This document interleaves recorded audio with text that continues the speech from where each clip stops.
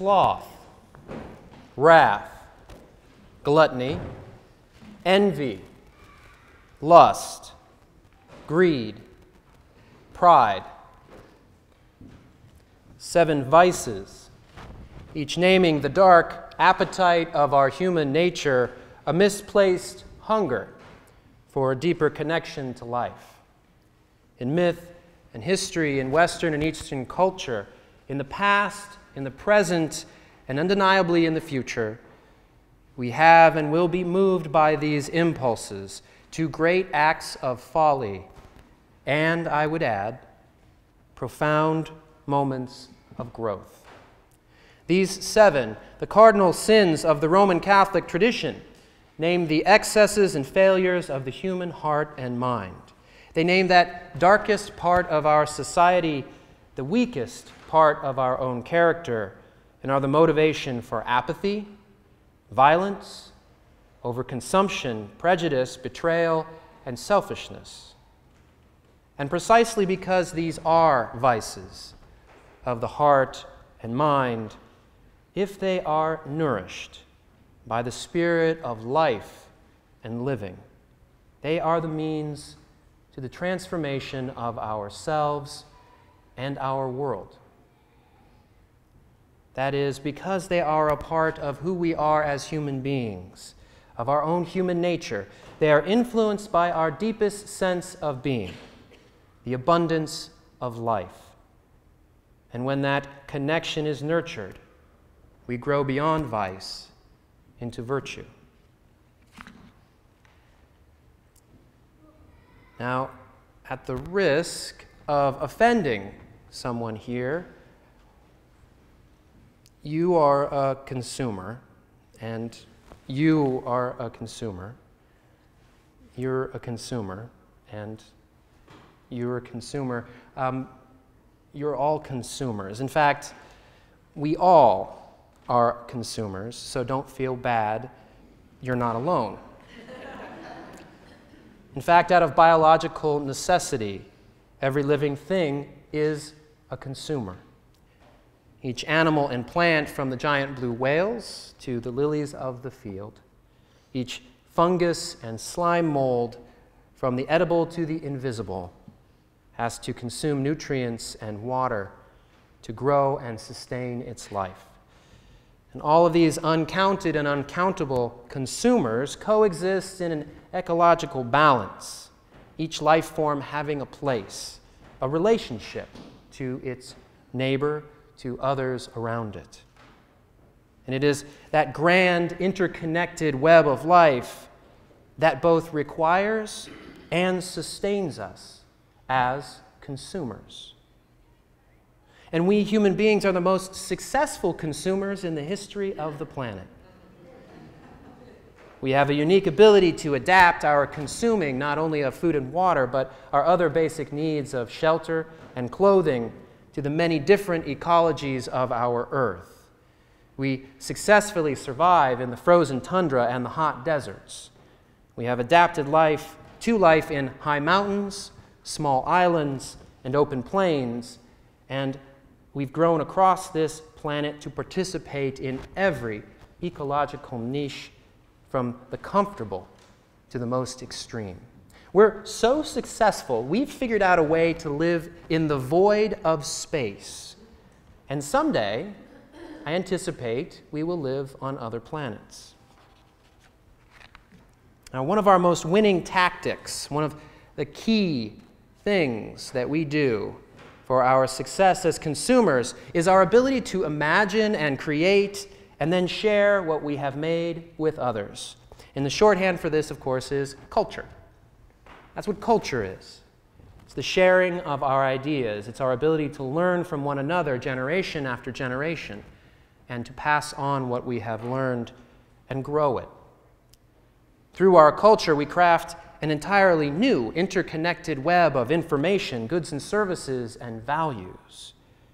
For example, tomorrow I'll wake up, I'll check weather.com, I'll find out what the hour-to-hour temperature is for Riverside,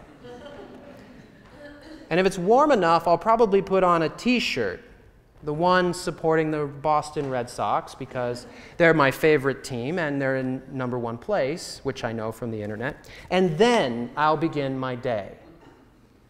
Each step is about an exchange of information, of goods and services, and of course, intermixed value.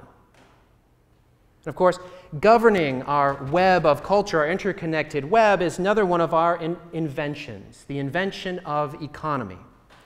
An economy is the method of our exchange of goods and services, the means to sharing information, and the pathway for sharing values. Similar to ecology, our economy both requires us and sustains us as consumers. To participate in culture, to participate in that economy, I have to have already purchased a computer. I've had to have paid for those online services.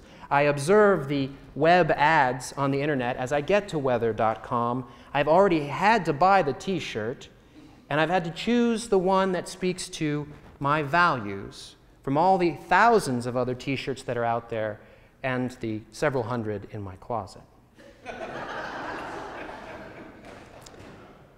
So we are all consumers out of an ecological necessity, participating in the flow of life and its sustaining of its nutrients. But we are also consumers in a cultural economy, participating in the goods and services, the exchange of information, and of course the exchange of value. Gregory the Great, the 6th century Catholic Pope, who took several theologies of sin and refined and canonized them into the 7 deadly sins, refers to gluttony as eating, quote, before the hour of need, of costly meats, daintily cooked, taking too much with immoderate appetite. Or as Francine Prose, the commentator and novelist, interprets, gluttony is too soon, too delicately, too expensively, too greedily, too much. And classically, gluttony, like its sister sin, lust, was a sin of a natural process in excess. Now, I don't know about you, but I can really enjoy eating. And I tend to pack it away in Thanksgiving and that day where we spend so much time preparing and doing it delicately, as well as expensively and greedily, and perhaps with too much. So it seems excessive to me that eating and drinking, even excessive eating and drinking, one should suffer eternal damnation. It seems a little bit much. So to understand gluttony, understand that rationality for it making that list of 7 deadly sins, there are 2 important things to understand. First, at that time, within that tradition, undue attention to food and drink were thought to mean that one's material needs and hungers were more important than the spiritual life of loving God and one's neighbor as oneself. It's an attitude not unlike those not of this world bumper stickers that you often see. Those fancy NOTW ones that are stenciled on the back of almost every other car here in the Inland Empire are a reference to the letter to the Colossians, chapter 2, verse 8 from the New Testament. This verse warns against getting caught up in both human culture and the natural processes of the universe and putting those above one's relationship to God through Jesus. It says, quote, "See to it that no one takes you captive through philosophy and empty deceit, according to human tradition, according to the element spirits of the universe, but not according to Christ." Don't put the material world in front of God. And this attitude was considered solid enough and to hold enough theological weight to condemn an individual soul to eternal death and destruction. And the second thing that you need to know about gluttony was much more practical. The economy of the 6th century was literally powered by food. Human and animal muscle, calories, were fundamental to the exchange of information, goods and services, and values. They required the consumption of food. The necessities of planting and harvesting crops, building shelter, and creating clothes, not to mention creating metals, crafting tools, basic transportation, even communication across short distances, all required physical labor. We get this stuff done today by machine. On the way here this morning, I was listening to National Public Radio, and they were talking about a time when there used to be every elevator was operated by a person. You'd get in the elevator, and there would be someone there, and you'd tell them what floor you wanted to go to. Do you remember that? Yes. And do you remember, can you think today how absurd that is?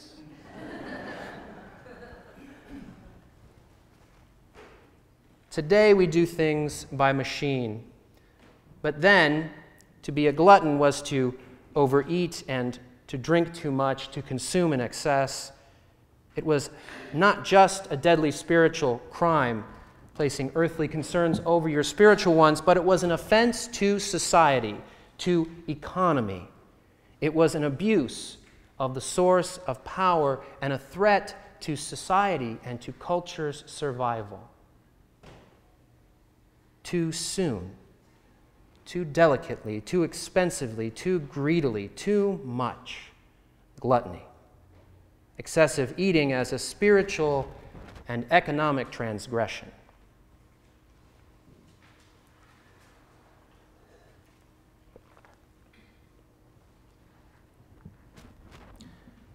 To risk again offending anyone here,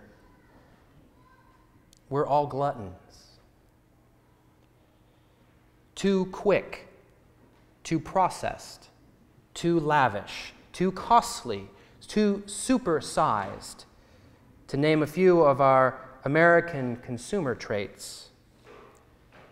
In the centuries since the placement on the list of mortal sins, gluttony has grown vociferously into something different, from a transgression against the economy and a spiritual mistake to the economy's goal.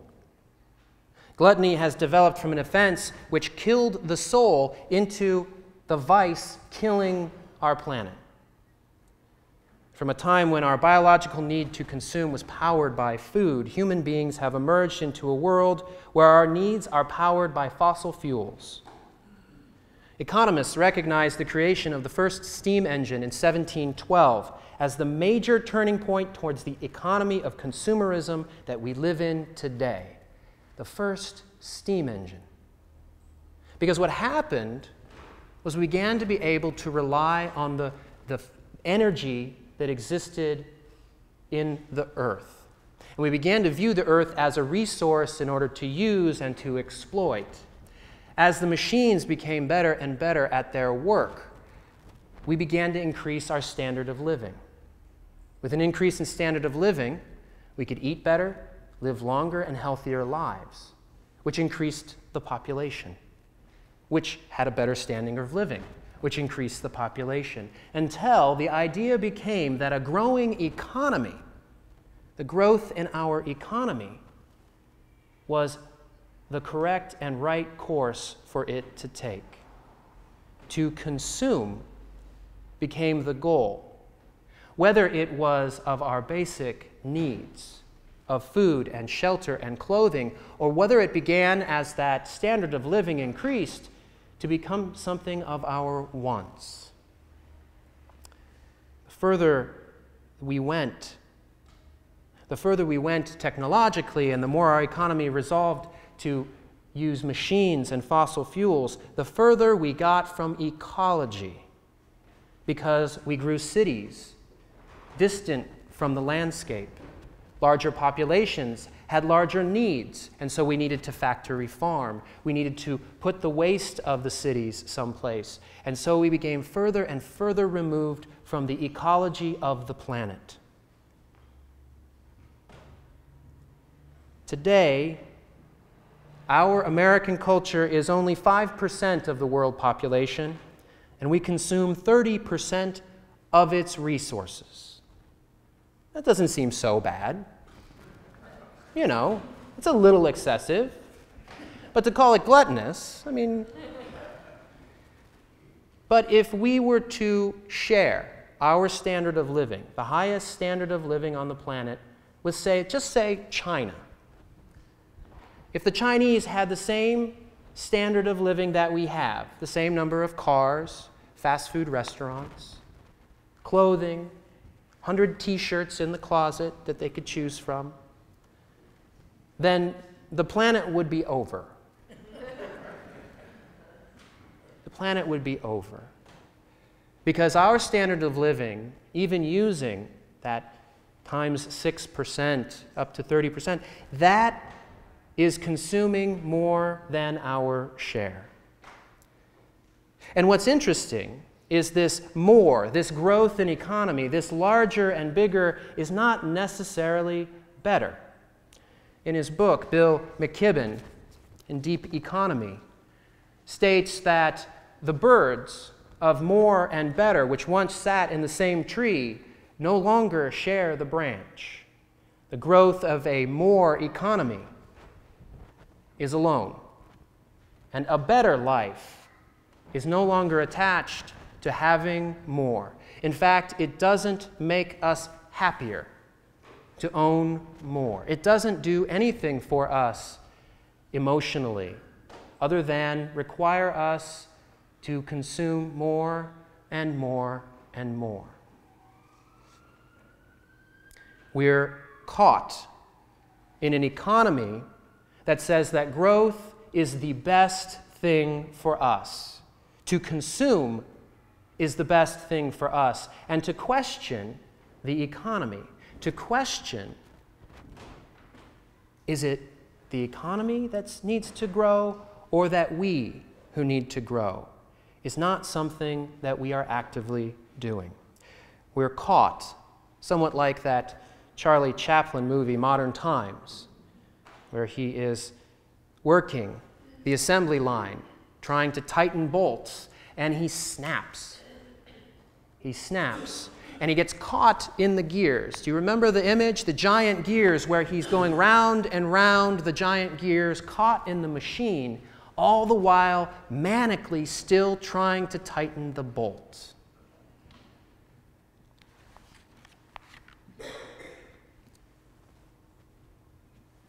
All of this has pulled us further away from the natural ecology. Despite knowing that we are a part of the natural biology of our planet, that we have a place in the environment, we've become distant in our lives and our living from the earth. Now, yesterday, Grace Irby, at our church council meeting, challenged me on this point in a slightly different way. I mentioned that I was trying to save some paper and mistakenly put some information on our annual budget drive letters down the bottom at a PS. Now that was me. Anybody who got those letters, you need to know that was me. Down at the bottom, I had this little PS, and it should have been a page on its own. But I thought, hey, you know, I'm trying to conserve paper. Yeah, we use recycled paper at the church, and that's not the point. I was trying to conserve paper. And Grace asked me, is that what abundance is about? Is that what living from abundance is about, that we need to conserve the paper? And I said, come tomorrow, I'm preaching about that. Because it's not an easy, quick answer. What is abundance? When I say we live from a deep abundance, what is abundance in relationship to the ecology that we live in, to the economy that we live in? Well, I think everybody knows that I'm not talking about it as a material growth. That in the sense of the economy, what I'm saying is that spiritually we have everything we already need. And that sense of having to grow having to be more, to be healthy, is not what we need. But what does it mean for ecology, a sense of living from abundance? Well, first of all, I would say it's slightly different, just as it is different from economy. Abundance is about a web of interconnection based on relationship, a relationship. And so that sense of abundance can occur between two people, among a congregation. It can occur with you and your relationship to the planet, that ecological relationship that we share. It can occur within our deepest sense of what is sacred and meaningful. And it's a relationship, because it is abundant, that it is not to be abused. It's not to be misused. It's not to be taken for granted. To take for granted my relationship, my ecological relationship, is to step outside of it, to hold myself apart from it. And when we do that, we disconnect ourselves from so many different relationships with other people, with our groups that we associate with. I would even suggest we begin to disconnect ourselves from the ecology, from deep, deep living. And so, yes, I needed to put that information in a much better format because so many people missed that. That was my fault. You didn't get that information because I wanted to try to conserve. I wasn't nurturing our relationship at that moment and putting that information where you could see it. I was thinking only of one type of relationship.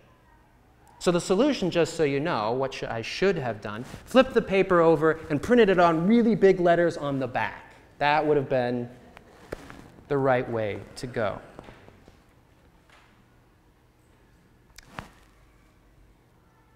Last summer, Stephanie and I took the boys on a 2-week camping trip to Northern California. A few of you may know that I'm really not much for camping. My idea of roughing it is sort of a clean Motel 6. But I really did, I enjoyed, it's not the right word, I was deeply moved by the experience. I was there with my family. We stayed at a few different campgrounds, and that relationship was great to reconnect with, taking day hikes along the ocean and into the forests. We searched for seashells and for agates on the beach and for wildlife in the woods. And the longer I experienced them and nature, living with them in every instant of every day, both my family, my people, and my environment, the more I found an offer to a grand invitation, something uniquely different from daily life here in Riverside. The sound of the Pacific battering waves against rocks and cliffs. The damp blanket of ocean fog lifted as if by magic to warm sunlight. A noble elk stag standing deep in marsh water, just eating its lunch. Even the touch of the slimy yet vividly yellow banana slugs. It all called me to a larger living. And then, of course, there were the redwoods. I'd never walked among those giants before, those trees of such colossal proportion and nature that they hold the world records for both the longest living thing and the largest mass of a thing. Experiencing them for the first time, I felt invited and immersed in awe. John Steinbeck, my favorite writer about human nature, names the experience this way: there's a cathedral hush here. Perhaps the thick, soft bark absorbs the sound and creates a silence. The trees rise straight up to zenith. There is no horizon. Underfoot is a mattress of needles deposited for over 2,000 years. No sound of footsteps can be heard on this thick blanket. The redwoods once seen leave a mark or create a vision that stays with you always. The feeling they produce is not transferable. From them comes silence and awe. It's not only their unbelievable stature, nor the color which seems to shift and vary under your eyes. No, they are not like any trees we know. They are ambassadors from another time. We walked in their tall shadows.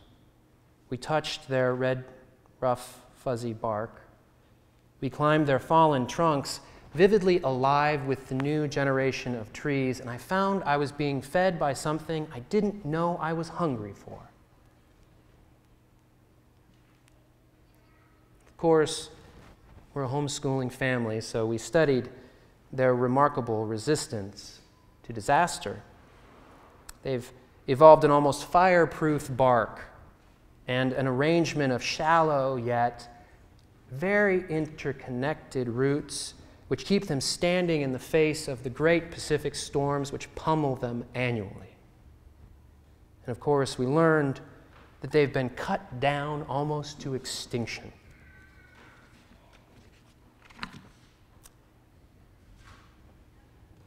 While many are protected today in our national forests and parks, logging still continues, and there's an economic reason for it. Our companies today make up to $100,000 per the tree that they can fell, because redwood lumber is perfect for making outdoor decks and hot tubs. I don't have to wonder how it happened. I mean, I've outlined it for you, that we have gradually, over time, grown further and further apart from ecology, from our own biological natures. And I can say that there is plenty of solutions how to get back. There's plenty of means for us to stop the overconsumption, not because we're told to, not because we're going to wait for a national or a state or even a city to do it for us, because we're going to do it as individuals. And our Green Sanctuary Committee and Simple Living Committee explores this monthly and takes us along as they explore what we can do. We can make the changes because it threatens our planet. We can make the changes because it threatens future generations. We can do what is right, but for me, the motivation is deeper. Because I really can't commit to something because of righteousness. I can't do that. For me, there has to be a deeper spiritual connection, a reason that I need to step into a change in my own life, a reason of deep spiritual connection.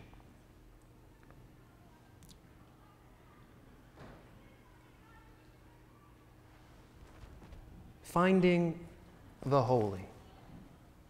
The hymn that we sung today, you might have noticed all the capitalization had been taken out of. That's the small change that was thought to help people of our diversity, sing that together and to find something together in that song. The author of creation, only thou art holy. Are we singing to a God? Are we singing to something transcendent, or are we singing to nature, to ecology? Are we singing to each other? Finding the holy in our relationships to one another.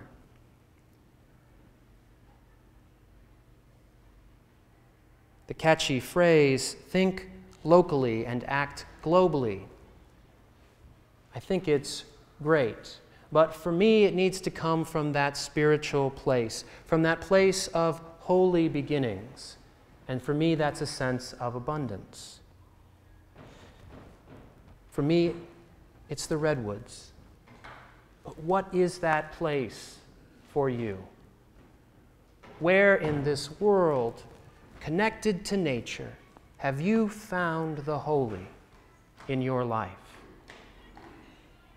That holy, holy, holy place which moves you so much that words fail,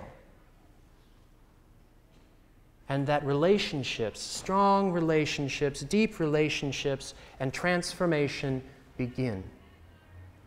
So think locally and act globally from a spiritual sense means think ecologically. Find that holy place that you are fed, that you are sheltered, that you are clothed.